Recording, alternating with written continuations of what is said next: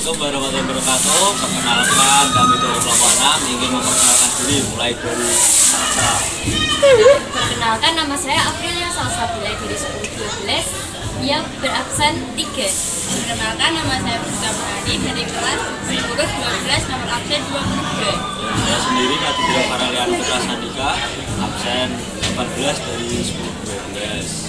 Perkenalkan, saya Dwi Wijayati dari 1012 absen 11. Perkenalkan, saya Kinarwidi Farmawati dari kelas 1012 absen 13. Pengertian sejarah menurut bahasa yaitu sejarah berasal dari bahasa Arab, yaitu sajaratun yang berarti pohon, mengacu pada pohon silsilah. Menurut KBBI, Kamus Besar Bahasa Indonesia, pengertian sejarah adalah ilmu yang mempelajari tentang kejadian di masa lalu. Sedangkan menurut para ahli yaitu Muhammad Yamin berpendapat bahwa sejarah adalah ilmu pengetahuan yang menafsirkan kejadian orang pada masa lalu. Menurut jenisnya, sejarah terbagi menjadi 7. Yang ke-1 adalah sejarah lokal. Sejarah lokal yaitu peristiwa yang terjadi pada suatu daerah saja. Contohnya, perjuangan Sultan Hasanuddin.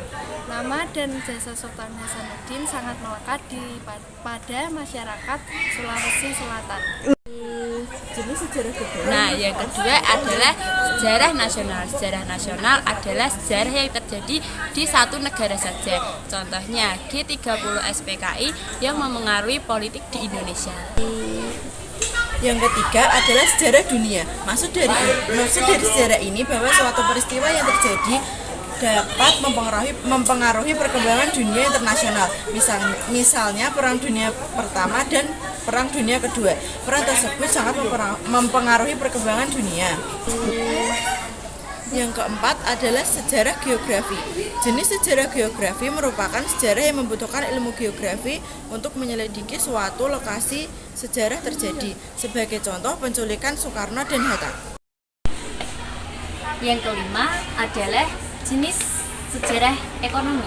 Jenis sejarah ekonomi yaitu ilmu pengetahuan yang membahas tentang upaya manusia memenuhi kebutuhan hidupnya dengan suatu metode tertentu pada zamannya. Contohnya, pada zaman pra-aksara, Indonesia melakukan sistem barter. Yang keenam adalah sejarah ketatanegaraan dan politik pemerintahan. Ketatanegaraan dan sistem pemerintahan pada zaman tertentu dan dengan metode sesuai zamannya. Sebagai contohnya, pada zaman prasejarah berbentuk kesukuan yang dipimpin oleh seseorang kepala suku. Sejarah yang terakhir yaitu sejarah sosial. Sistem sosial telah berkembang sejak masa lampau dan berkembang sesuai zamannya. Sebagai contohnya, pada zaman Neolitikum yaitu dari masyarakat food gathering ke food produksi.